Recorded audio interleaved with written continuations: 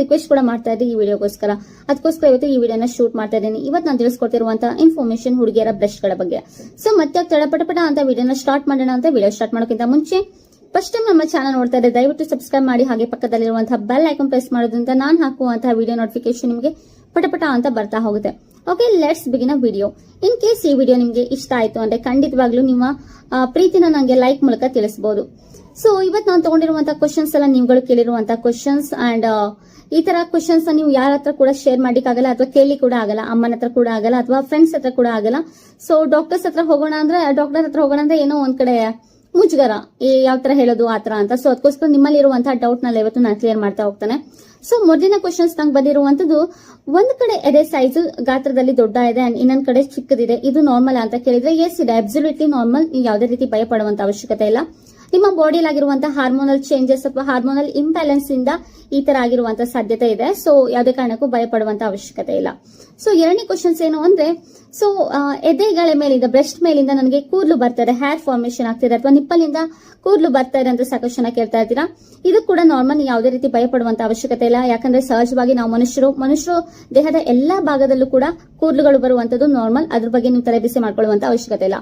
Next questions ನಂಗೆ ಬಂದಿರುವಂತದ್ದು, ರಾತ್ರಿ ಮಲಗುವಾಗ ಬ್ರಾ ಹಾಕಿ ಮಲಗಬಹುದಾ ಅಂತ ಕೇಳ್ತೀರಾ. ಸೊ ಇದು ನಿಮ್ಮ ಮೇಲೆ ಬಿಟ್ಟಿರುವಂತದ್ದು. ನಿಮ್ಗೆ ಕಂಫರ್ಟೇಬಲ್ ಆಗುತ್ತೆ ಅಂದ್ರೆ ನೀವು ಬ್ರಾ ಹಾಕಿ ಮಲಗಬಹುದು, ಇಲ್ಲದ್ರೆ ತೆಗೆದು ಮಲಗಬಹುದು.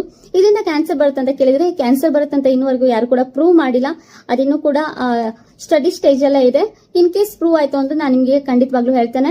ಸೊ ನಿಮ್ ಕಂಫರ್ಟೇಬಲ್, ನಿಮ್ಗೆ ರಾತ್ರಿ ಹಾಕೊಂಡು ಮಲಗಿದ್ರೆ ಕಂಫರ್ಟೇಬಲ್ ಆಗುತ್ತೆ ಅಂದ್ರೆ ಖಂಡಿತವಾಗ್ಲೂ ಹಾಕೊಬಹುದು. ನಾನು ರೆಕಮೆಂಡ್ ಯಾರಿಗೆ ಮಾಡ್ತೀನಿ ಅಂದ್ರೆ ಬ್ರಾ ಹಾಕ್ಲಿಕ್ಕೆ, ಸೊ ಯಾರೇ ಟೀನೇಜರ್ಸ್ ಇರ್ತೀರಾ, ಈಗ ಬ್ರೆಸ್ಟ್ ಸೈಜ್ ಫಾರ್ಮೇಶನ್ ಆಗ್ತಾ ಇರುತ್ತೆ. So in order to give a good shape, ಒಂದು ಒಳ್ಳೆ ಶೇಪಿಗೋಸ್ಕರ ನೀವು ಡೈಲಿ ಬ್ರಾ ಹಾಕೋದು ಬೆಸ್ಟ್ ಅಂತ ಅನ್ಸುತ್ತೆ. ಸೊ ನೆಕ್ಸ್ಟ್ ಕ್ವಶನ್ಸ್ ಏನು ಅಂದ್ರೆ, ಬ್ರೆಸ್ಟ್ ಅಲ್ಲಿ ಲಂಪ್ಸ್ ಇದೆ ಅಂದ್ರೆ ಬ್ರೆಸ್ಟ್ ಅಲ್ಲಿ ಗಂಟಿದೆ, ಇದು ನಾರ್ಮಲ್ ಅಂತ ಕೇಳಿದ್ರೆ, ಸೊ ಇದು ನಾನು ನಾರ್ಮಲ್ ಅಂತ ಹೇಳಲ್ಲ. ಖಂಡಿತವಾಗ್ಲೂ ನಿಮ್ಗೆ ಡಾಕ್ಟರ್ ಹತ್ರ ನೀವು ಒಂದು ಎಕ್ಸಾಮೈನ್ ಮಾಡ್ಕೊಳ್ಳಿ, ಒಂದ್ಸಲ ಹೋಗಿ ಟೆಸ್ಟ್ ಮಾಡ್ಕೊಂಡ್ ಬನ್ನಿ, ಆವಾಗ ನಿಮ್ಗೆ ಗೊತ್ತಾಗುತ್ತೆ. ಸೊ ಯಾವ್ದಕ್ಕೋಸ್ಕರ ಗಂಟಾಗಿದೆ, ಇದು ಕ್ಯಾನ್ಸರಸ್ ಅಥವಾ ನಾನ್ ಕ್ಯಾನ್ಸರಸ್ ಅಂತ ಡಾಕ್ಟರ್ ಹೇಳ್ತಾರೆ. ಖಂಡಿತವಾಗ್ಲೂ ಒಮ್ಮೆ ಕನ್ಸಲ್ಟ್ ಮಾಡಿ ಅಂಡ್ ಯಾವುದೇ ಕಾರಣಕ್ಕೂ ಇದನ್ನ ಇಗ್ನೋರ್ ಮಾಡಕ್ಕಂತೂ ಹೋಗ್ಲೇಬೇಡಿ. ಇನ್ನೊಂದು ಲಾಸ್ಟ್ ಕ್ವಶನ್ಸ್ ಅಂದ್ರೆ, ಸಾಕಷ್ಟು ಜನ ಕೇಳಿರುವಂತದ್ದು ಸ್ಯಾಗಿಂಗ್ ಬ್ರೆಸ್ಟ್, ಯಾಕೆ ಎದೆಗಳು ಜೋತ್ ಬೀಳ್ತವೆ ಅಂತ ಸಾಕಷ್ಟು ಜನ ಕೇಳ್ತಾ ಇದ್ರಿ. ಸೊ ಬೇರೆ ಬೇರೆ ರೀಸನ್ ಗಳಿಂದ ಆಗಿರ್ಬೋದು, ಒಂದು ನಿಮ್ಮ ವೇಟ್ ಇಂದ ಆಗಿರ್ಬೋದು, ಇನ್ನೊಂದೇನು ಅಂದ್ರೆ ನಿಮ್ಮ ಬ್ರೆಸ್ಟ್ ಹೇಳುವಂತದ್ದು, ಇದ್ರ ಬಗ್ಗೆ ನಾನು ಡೀಟೇಲ್ ವಿಡಿಯೋ ಮಾಡ್ತೀನಿ. ಬ್ರೆಸ್ಟ್ ಹೇಳುವಂತದ್ದು ಏನು ಅಂದ್ರೆ ಫ್ಯಾಟ್ ಇಂದ ಕೂಡಿರುವಂತದ್ದು. ಸೊ ವೇಟ್ ಜಾಸ್ತಿ ಆಗುತ್ತೆ ಅಂದ್ರೆ, ಫ್ಯಾಟ್ ಅಕ್ಯುಮುಲೇಷನ್ ಜಾಸ್ತಿ ಆಯ್ತು ಅಂದ್ರೆ ಆಟೋಮೆಟಿಕ್ ಆಗಿ ಸ್ಯಾಗಿಂಗ್ ಬ್ರೆಸ್ಟ್ ಅಂದ್ರೆ ಎದೆಗಳು ಜೋತ್ ಬೀಳುವಂತ ಸಾಧ್ಯತೆ ಇದೆ.